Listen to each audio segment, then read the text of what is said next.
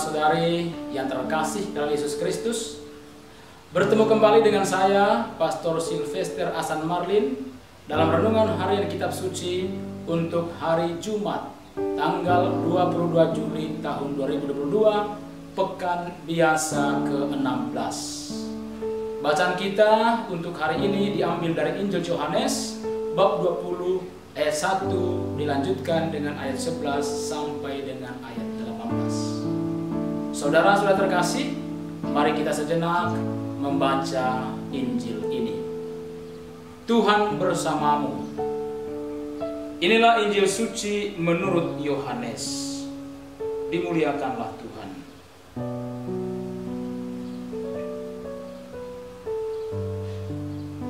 Pada hari pertama minggu itu, pagi-pagi benar, ketika hari masih gelap, pergilah Maria Magdalena ke kubur itu, dan ia melihat bahwa batu telah diambil dari kubur.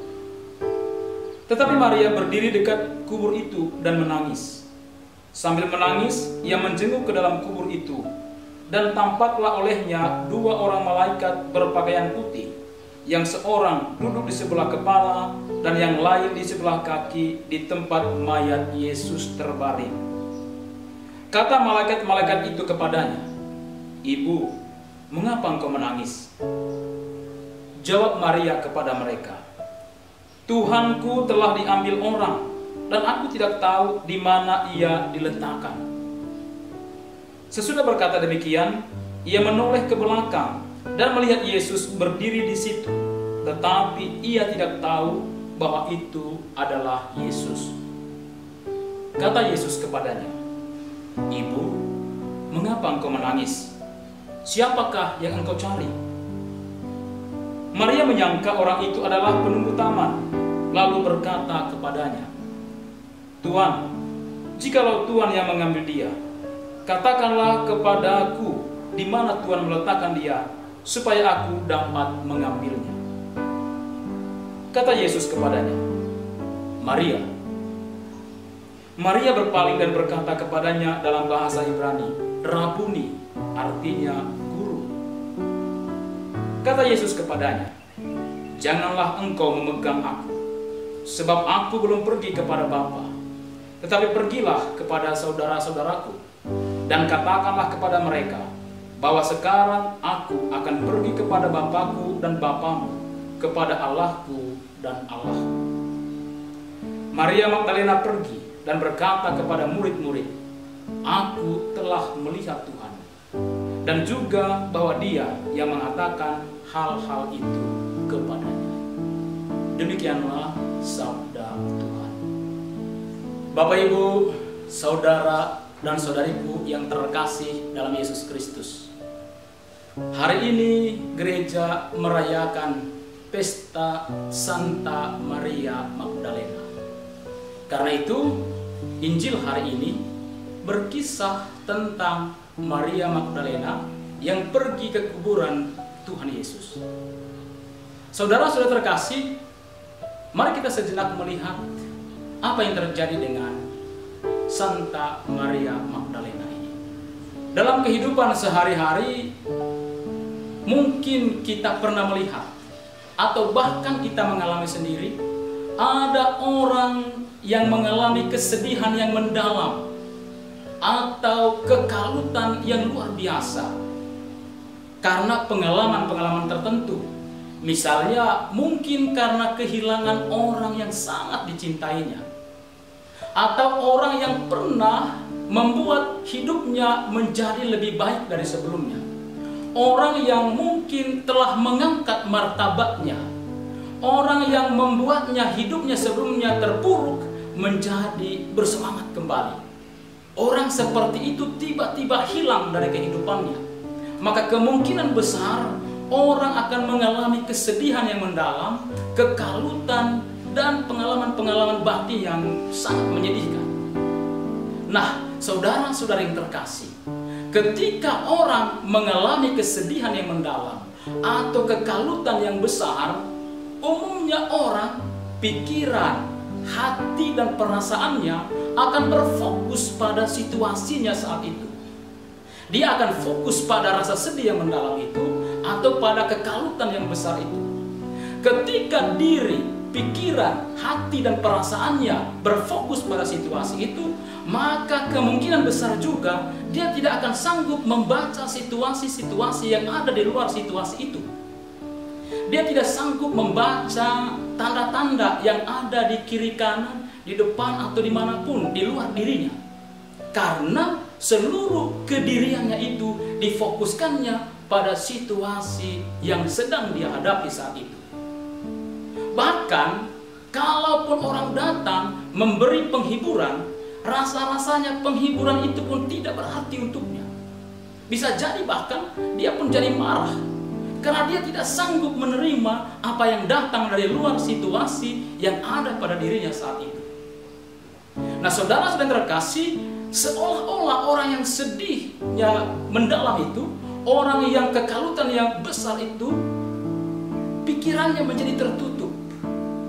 Otaknya sepertinya tidak jalan, hatinya pun tertutup, perasaannya pun tertutup, sehingga dia tidak mampu sekali lagi membaca situasi-situasi yang ada di luar dirinya dan di luar situasi yang sedang dihadapinya saat itu. Saudara-saudara yang terkasih dalam Yesus Kristus, kira-kira inilah yang dialami oleh Maria Magdalena. Kita tahu Maria Magdalena adalah seorang wanita yang dianggap berdosa oleh masyarakat yang ada bersama-sama dengan dia saat itu. Dia dianggap sebagai sampah masyarakat bahkan.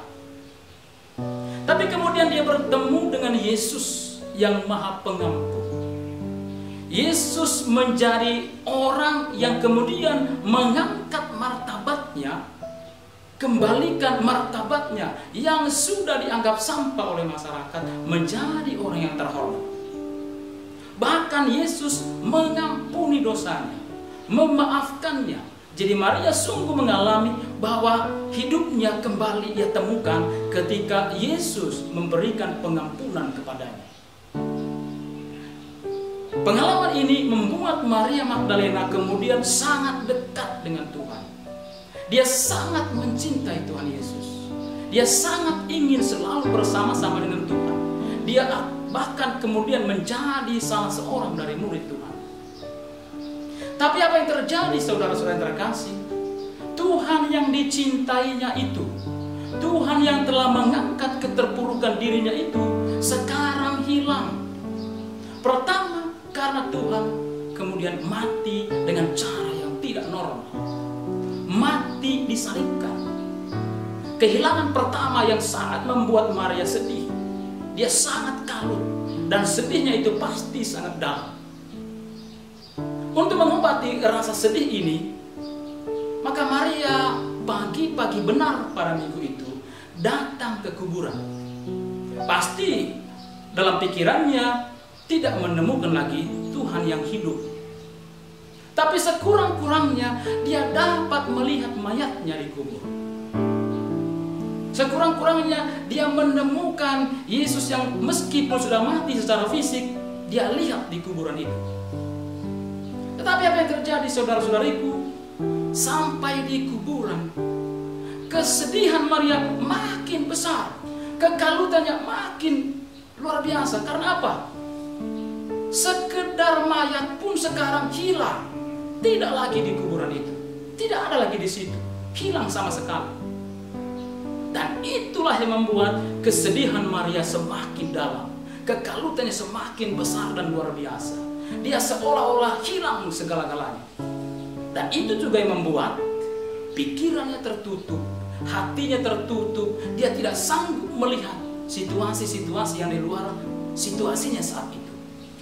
Karena itulah ketika malaikat menyapa dia, dia tidak paham. Dia hanya mengatakan, Tuhanku hilang. Kemana perginya saya tidak tahu. Dia juga tidak bisa mengenal bahwa orang yang mengatakan itu adalah malaikat. Dalam pikirannya hanya tertuju pada Tuhanku sudah hilang diambil orang. Mayat Tuhanku hilang. Bahkan saudara-saudara kasih, begitu dalamnya kesedihan Maria dan kekalutan hatinya, sampai Yesus sendiri pun yang menyapanya tidak dia kenal. Karena memang sekali lagi rasa sedihnya terlalu dalam, sehingga seluruh dirinya terfokus pada rasa itu, sehingga dia tidak mampu mengenal Yesus sekalipun yang setiap hari sebelumnya bertemu dengan dia. Yesus menyapanya sampai dia menganggap Yesus itu hanya seorang penjaga taman. Sampai dia katakan, Tuhan, kalau Tuhan yang mengambilnya, di mana diletakkan supaya saya mengambilnya? Begitu dalam kesedihan Maria, kekalutannya, sampai Yesus pun tadi kenal. Saudara yang terkasih, apa yang terjadi kemudian? Yesus yang sudah bangkit itu ternyata sungguh memahami kesedihan Maria, sungguh memahami kekalutan hati Maria, sehingga dia kemudian menyebut namanya, Maria katanya. Dan disitulah saudara-saudara terkasih, Maria yang dalam situasi kalut, dalam situasi sedih yang luar biasa, terbuka pikirannya, terbuka hatinya, terbuka dirinya, dan dia kemudian kenal yang menyapanya itu adalah Tuhan. Maka rasa sedih, rasa kalut yang mendalam itu berubah menjadi sukacita yang luar biasa. Tuhan memperkenalkan dirinya kepada Maria dalam situasi dia sedih dan kalut. Saudara-saudara yang terkasih, apa yang mau kita pelajari dari situasi ini? Sebagai manusia, kita pasti juga punya pengalaman seperti Maria. Pengalaman sedih, pengalaman kalut, atau kecewa dalam kehidupan kita karena alasan yang bermacam-macam. Dalam situasi seperti itu pun, kita juga sama seperti Maria, pikiran kita seolah-olah tertutup. Hati kita juga tertutup. Diri kita juga tertutup. Kita tidak mampu membaca situasi-situasi di luar diri kita. Bahkan mungkin kalau Tuhan datang pun kita tidak bisa mengenalnya. Tetapi percayalah saudara-saudariku yang terkasih, dalam situasi-situasi seperti itu, Tuhan sesungguhnya datang kepada kita. Dia akan menyapa kita dengan nama kita juga seperti dia menyapa Maria. Dia akan mengatakan Sylvester atau siapapun nama saudara-saudari. Dia akan menyebut nama kita, dan di saat itulah kekalutan, kesedihan, kegelisahan, kekecewaan kita akan berubah menjadi kegembiraan. Maka saudara-saudara terkasih dalam Yesus Kristus, pesta Maria Magdalena hari ini dengan sabda Tuhan yang disampaikan kepada kita hari ini menjadi permenungan bagi kita di saat-saat kita mengalami kesedihan dan kekalutan hidup kita. Mampukah kita kemudian mendengar suara Tuhan yang menyapa nama kita?